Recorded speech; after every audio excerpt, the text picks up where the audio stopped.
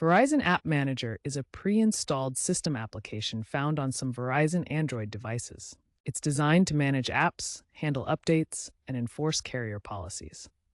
It operates in the background and isn't a standard user-facing app. Key functions include overseeing app permissions, managing updates for system apps, and selectively disabling apps that might interfere with Verizon's services. It's often viewed as bloatware because it can't be easily uninstalled and can sometimes reinstall disabled apps after updates or factory resets. While it uses minimal resources, concerns exist regarding potential data collection on app usage.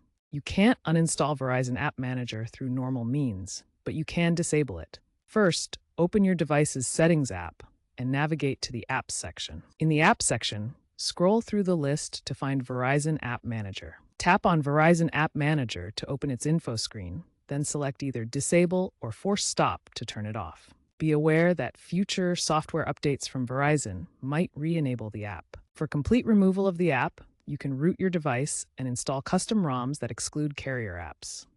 However, this process voids your warranty and carries risks like voiding security updates or bricking your device.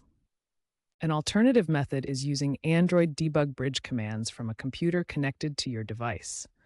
This can disable the app without rooting and may improve battery life. Before attempting any of these modifications to system apps, always back up your data to prevent loss.